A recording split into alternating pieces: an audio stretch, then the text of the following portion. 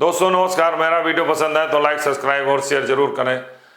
आज़ादी के लगभग 8 दशक होने जा रहे हैं। इस दौरान कांग्रेस ने लंबे अरसे तक सत्ता में रही और 89 से उत्तर प्रदेश में गैर कांग्रेसी सरकारें किसी ने अति पिछड़ों को उनका अधिकार नहीं दिया। अधिकार का मतलब यह है कि जो मंडल कमीशन 27% बीपी सिंह ने लागू किया था, उस 27% में अति पिछड़ों को उनका अधिकार नहीं। इसके पहले भी कई रिपोर्ट, छेदीलाल साथी की रिपोर्ट रही, मंडल कमीशन। अगर हम एक केवल मंडल कमीशन की चर्चा करें तो मंडल कमीशन में 27% पिछड़ों को आरक्षण दिया गया था और इस 27% में 79 जातियां आती हैं, इसमें मुस्लिम की भी हैं। और हम अगर कहें कि 4 जातियों को छोड़ के 75 जातियां पिछड़ों में शामिल हैं, जिनकी आबादी लगभग 40% होती है। अगर 54% पिछड़ों की आबादी को मानते हैं तो 14 से 16% मैक्सिमम उन जातियों की जो पिछड़ों में शामिल नहीं है, बाकी पिछड़ों की आबादी आती है। तो अगर हम मोटे मोटे तौर पर वर्तमान जनसंख्या हिसाब से देखें तो इनकी आबादी 40% लगभग 10 करोड़ होने जाती है। 10 करोड़ आबादी को आज तक उनका अधिकार नहीं दिया, केवल तुष्टीकरण की नीति अपनाई। जैसे ओम प्रकाश राजभर आए तो राजभर भर के नाम पर सियासत की, उनको कुछ टिकट दिया। निषाद के नाम संजय निषाद आ गए, उनको दे दिया गया। इसी तरीके से अनुप्रिया पटेल जो है कुर्मी की सियासत करने लगी, उनको दे दिया। लेकिन ओवरऑल जो 40% आबादी है, जिसमें हम आप कहते हैं गररिया, पाल, बघेल, केवट, मल्ला, तेली, कुमार, प्रजापति, कश्यप, काची, कुशवाहा, साक्य, बढ़ई, सैफी, विश्वकर्मा, ये मतलब ऐसे 75 जातियां हैं। इनको अधिकार नहीं दिया। अधिकार का मतलब है कि जो अगर 27% में इनको अलग अधिकार दिया गया होता तो आज 74 अमेंडमेंट में जब पंचायतों में 27% आरक्षण व्यवस्था की गई थी और अभी तक 6 चुनाव हो गए। 6 चुनाव में आप मान के चले कि लगभग 45 लाख से अधिक प्रतिनिधि चुने गए और उसमें इनको अधिकार दिया होगा तो लाखों प्रतिनिधि, 5 से 7 लाख अति पिछड़ों के प्रतिनिधि, जिसमें यादव, कुर्मी, लोधी, जाट, इनको 4 जातियों को छोड़कर चुने गए होते, इनको अवसर नहीं मिला। प्रधान चुने गए होते, प्रमुख चुने गए होते, जिला पंचायत अध्यक्ष चुने गए होते, इसी तरह नगर निगम मेयर चुने गए होते, नगर पालिका अध्यक्ष, नगर पालिका परिषद सभासद,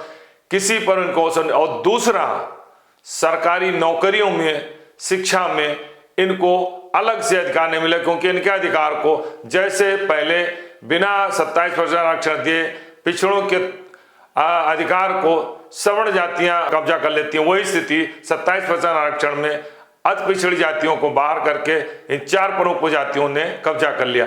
अब अगर हम एक चर्चा, कांग्रेस ने तो दिया नहीं, तो 89 तक, 47 से 89 तक कांग्रेस का एक छत्र राज रहा, उसने पिछड़ों को महत्व नहीं दिया। उसका समीकरण अपना था, मुस्लिम, दलित और ब्राह्मण, इनको जोड़ के अपनी सत्ता में बनी रही। अति पिछड़ों को तुष्टीकरण के आधार पर टिकट देती रही, कभी यादव दे दिया, कभी कुशवाहा दे दिया, कभी पटेल, कुर्मी को देश तरीके देते, लेकिन उनका अधिकार नहीं दिया। और जब बीपी सिंह ने मंडल कमीशन लागू किया तो सबसे बड़ा नुकसान जो जाति की सियासत कर रही है जातियों ने, उन्होंने अति पिछड़ों को किया। जात के आधार पर बनी पार्टियां, जात को लेकर सियासत की। भाजपा का गठन हुआ था, दलित को लेकर उसने पिछड़ों को जोड़ा। दूसरा, समाजवादी पार्टी भी पिछड़ों की पार्टी, आज की तारीख में पीढ़ी की चर्चा कर रही। भारतीय जनता पार्टी जिसने हिंदुत्व के साथ अति पिछड़ों को जोड़ने का प्रयास किया, उनको उनका अधिकार देने की बात की, लेकिन किसी ने नहीं दिया, आज तक नहीं दिया और ना अभी देने की कोई घोषणा कर रहा है। क्योंकि अगर देने की बात हुई, भारतीय जनता पार्टी भी 10 वर्षों सत्ता में है, अगर उसे देने की बात होती तो पंचायतों को चुनाव होने जाए, पंचायत में उसे आरक्षण दे सकते हैं, अभी तक नहीं दे। तो चुनाव के समय 10 करोड़, लगभग 10 करोड़ आबादी है। अब इसमें छुटपुट जातिगत नेता पैदा हो गए, जैसे राजभर, ओम प्रकाश हो गए, निषाद हो गए, इस तरीके से लोग जब पैदा हो गए, महान दल के पैदा हो गए अपनी अपनी जातियों में, तो इनसे जरूर समझौता करके वही तुष्टीकरण की नीति अपनाई जो कांग्रेस पहले अपनाती थी, भारतीय जनता पार्टी ने किया, समाजवादी ने किया और भाजपा ने वही किया। अब अगर हम चर्चा करें आज की तारीख में 16 लाख से अधिक प्रतिनिधि इनके चुने जाते हैं, लेकिन अति पिछड़ों को वो अवसर नहीं दिया गया। अगर इनको मिला होता, केवल तुष्टीकरण की नीति अपनाई जा रही है। अब हम अगर नौकरियों में दिए होते तो अच्छे खासे सिपाही में, शिक्षक में या अन्य जो है सर्विसेज हैं उसमें भी इनको लाभ मिलता होता, शिक्षण संस्थाओं में प्रवेश में भी लाभ मिला था। इसका लाभ उसी तरीके से, एक बार कह रहा हूं, फिर उठाया जैसे 27% आरक्षण देने के पहले सवर्ण जातियां पिछड़ों का हक चिंती थी, वैसे अति पिछड़ों का हक इन प्रमुख 4 जातियों ने उठाया। अब आज की तारीख में हम जो नया समीकरण, सियासी समीकरण बना है, उसमें सत्ता में जरूर 4 बार यादव मुख्यमंत्री रहे, मुलायम सिंह थे 3 बार, उसके बाद जो है अखिलेश यादव बने। लेकिन सबसे ताकतवर अगर कोई पिछड़ों में कोई जात उभर रही वो है कुर्मी। आज की तारीख में देखें तो 41 विधायक कुर्मी है और 27 यादव हैं। दूसरा पिछड़ों में अगर कोई तीसरी अगर ताकतवर बन के उभर रही है वो है जाट। जाट ने शिक्षा में, नौकरियों में भी आरक्षण मिलने के बाद 27% में अच्छा खासा कब्जा किया है। कुर्मी सर्वाधिक है, उसके बाद यादव आते हैं। यादव थे जब सत्ता में थे तब लेकर उनके आंकड़े गिनाए जाते, उनके यादव के आंकड़े गिनाए जाते थे, लेकिन उनको नौकरियों में और सांसदी में देख लें तो 10 सांसद में 7 कुर्मी हैं। तो आज की तारीख में सियासत में उत्तर प्रदेश में पिछड़ों में ताकतवर कुर्मी बन गए हैं। अब हम कह सकते हैं कि अति पिछड़ों को आज भी किसी को अति पिछड़ों को अधिकार देने की बात कोई नहीं कर रहा है। भारतीय जनता पार्टी जो अप्रत्याशित रूप से 2017 में उसको 312 सीटें मिली थी, उसमें सबसे बड़ा योगदान अति पिछड़ों का था।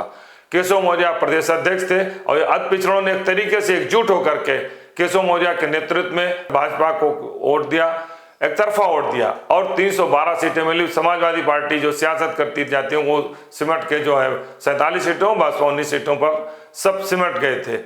लेकिन केशव मौर्य के साथ योगी आदित्यनाथ को मुख्यमंत्री बनाया गया।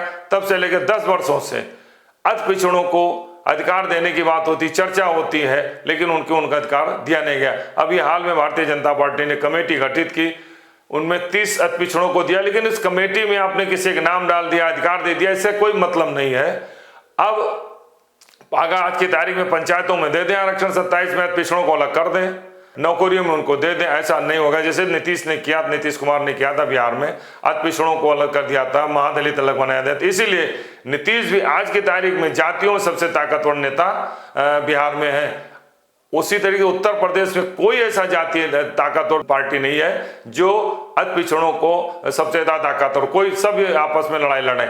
और इनको अति पिछड़ों को अलग अधिकार न देने के कारण ओम प्रकाश राजभर, संजय निषाद जैसे अति पिछड़ों के नेता बने, जो अपनी जातियों का अति पिछड़ों के नाम पर हल्ला दंगा करके टिकट लिए, टिकट को जो बेचा वो अति पिछड़ों को नहीं दिया और अपने ही परिवार को आगे बढ़ाने का काम किया। तो इन्होंने वैसे धोखाधड़ी की जैसे राजनीतिक दलों ने किया है अति पिछड़ों के साथ। तो हम कह सकते हैं कि आज़ादी के 8 दशक होने जा रहे हैं, अति पिछड़ों को किसी दल ने उनका अधिकार नहीं दिया।